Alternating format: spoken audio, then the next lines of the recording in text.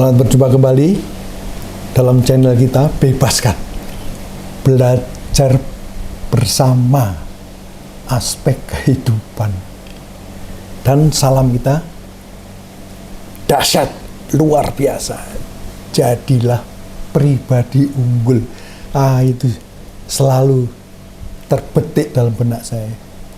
Kalau pribadi unggul ini mulai banyak di Indonesia ini, di sudut-sudut negeri ini, terutama pejabat pimpinan, baik pimpinan pemerintahan negara maupun swasta maupun pimpinan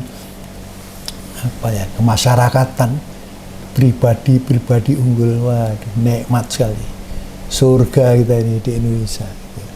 Nah, kali ini saya ingin menelisik serba sedikit. Ini acaranya Om Deddy Corbuzier. Wah, ini hebat sekali deh ini. Badan gempal gitu, kaos mepet.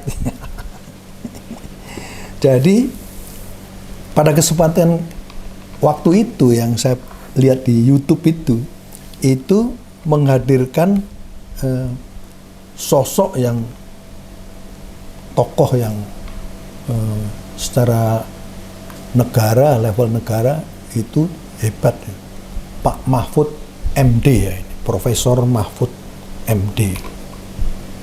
Jadi pada kesempatan ini yang disorot itu adalah lembaga di Mahkamah Agung.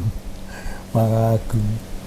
Jadi agak ironis memang. Ini ironis nah ini. Jadi beliau ini menyatakan, "You tahu nggak, di Mahkamah Agung itu dari tukang parkir aja sudah tahu orang ini ditanya mau ketemu siapa Pak gitu.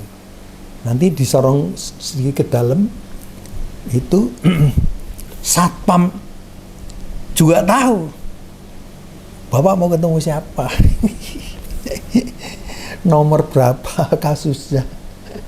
Nah ini kadang-kadang agak ridiculous ya, lucu, ironis gitu.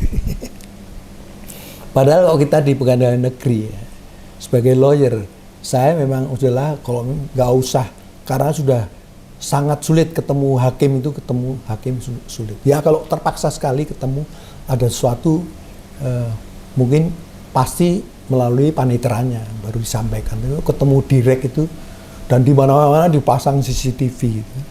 Itu di pengadilan negeri aja ya. Nah, menurut Pak Mahfud tuh di sana tuh ada lift khusus, berarti khusus ya, tamu. Mungkin ini liftnya ketua atau bagaimana, tapi lift khusus.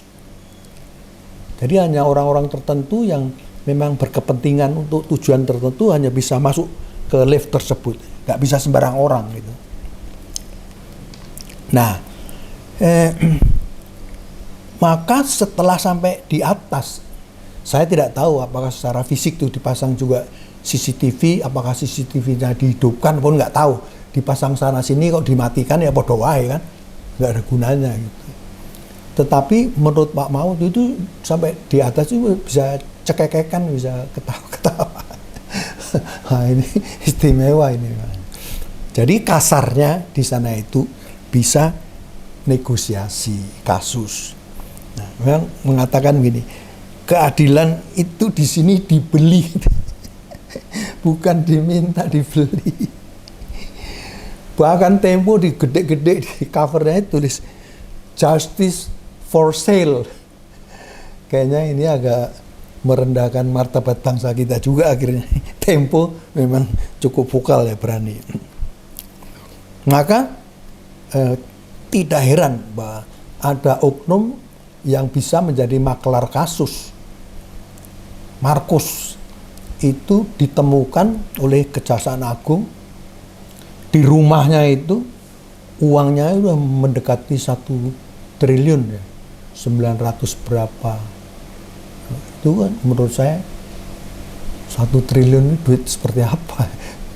Memang itu bukan satu kasus pasti, ada beberapa kasus, beberapa hakim juga. Nah, karena memang bagaimana duit ini mau disimpan ke bank, pasti bisa traceable ya. bisa dilacak, itu sangat berbahaya. Harus dilaporkan lagi. Maka dia simpen secara fisik gitu. Nah, kebetulan gara-gara kasus di Pengadilan Negeri Surabaya naik ke Pengadilan Tinggi, naik ke Mahkamah Agung, ujungnya disitulah bahwa ternyata ada permainan, sehingga akhirnya pelaku ini ya akhirnya masuk kembali ke jeruji ya, tetap bersalah bahwa dia ada unsur tindakan pidana lah.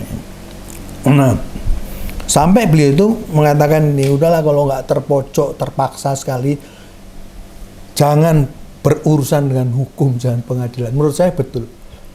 Jadi orang-orang yang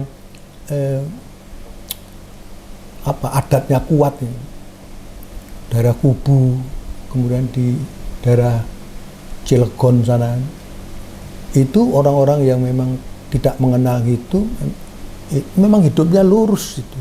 Hukum adat lah yang berlaku. Perilakunya harus baik sebagai manusia. Tidak ada kepinginan menjadi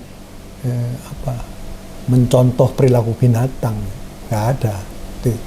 Walaupun secara teknologi mungkin berkurang ya. Tah telepon, tah TV dan semuanya tidak dikenal. Ya, tapi itulah imbangan-imbangannya. Orang ini baik, jujur gitu. Karena beliau juga kasih contoh. Udahlah kalau misalnya ada urusan apa, hilang sapi satu gitu ya, udah gak usah lapor lah, karena nanti 5 sapi malah akan hilang. Ironis lah, memang ironis ya. Kalau kita mau minta berhenti, udahlah berhenti aja, gak bisa kejar-kejar terus. Nah, supaya bisa jadi ATM dipelorotin dan sebagainya. Nah, memang beliau mengatakan nampaknya periode ini peradilan parah ini. Kejaksaan memang mulai bebenah ya, walaupun belum baik-baik betul, tapi ya kita hormati, kita syukurin bahwa pimpinan mau mencoba-coba. Masih ada orang yang nyinyir juga terhadap kejaksaan, fine, tapi ya ada titik-titik terang itu. Karena walau bagaimanapun kok biasanya kok ada yang ketahuan itu teman-temannya, nah ini membela, korps membela ini. Tapi ingat, hakim banyak yang di daerah hidup sederhana ya. Terutama memang di daerah hidup sederhana. Saya waktu di metro, hakimnya biasa-biasa. Saya kira hidupnya tentram deh, nggak akan pernah gelisah, nggak ada takut, diancam, mati ya wis. Bukan urusanku lah kalau memang ada orang jahat. Nah, orang beginilah sebenarnya pribadi-pribadi yang unggul itu ya. Nah, memang menurut informasi Pak Mahfud nih, orang-orang yang ngatur-ngatur lift dan sebagainya ini kayaknya sudah dipenjara ya. Syukurlah dikurangi sikit-sikit lah gitu. Sudah mulai diberesin lah perlahan-lahan. Nah, memang salah satu presiden kita yang baru ini juga mencanangkan bersih-bersih lah ini korupsi kayak gini nih. Nah, political barrier mesti ada. Bahkan kalau Pak Mahfud mengatakan ada juga musang berbulu ayam. Kalau saya bilang sih musang berbulu domba. Kelihatannya putih cantik, ini musang. Inilah kasus-kasus misalnya Komdiji itu. Jelas orang-orang ini adalah pilihan diseleksi oleh pimpinan di situ. Dikasih tugas blokir ini yang nggak bener. Malah melindungi. Dapat duit, iya memang dapat duit. Jadi memang ya inilah. Mungkin ada beberapa individu yang memang harus dioperasi juga, dibersihkan juga. Karena mau tidak mau ini akan menghalangi, menghambat cita-cita presiden kita yang baru, dan memang itu untuk mensejahterakan rakyat. Kita ingat bagaimana kata-kata papanya dulu beliau, Profesor Sumitro itu, Joyo Hadikusumo. Bisa-bisa 35% APBN itu menguap dikorupsi maksudnya. Wah, itu besar sekali loh. Besar sekali. 10% aja udah berapa ratus triliun gitu. Itu kan harus dibersihkan. Saya kira itulah, jadilah pribadi unggul. Dahsyat, luar biasa. Kita diperlengkapi, dianugerahi dengan otak, pemikiran yang betul-betul brilian.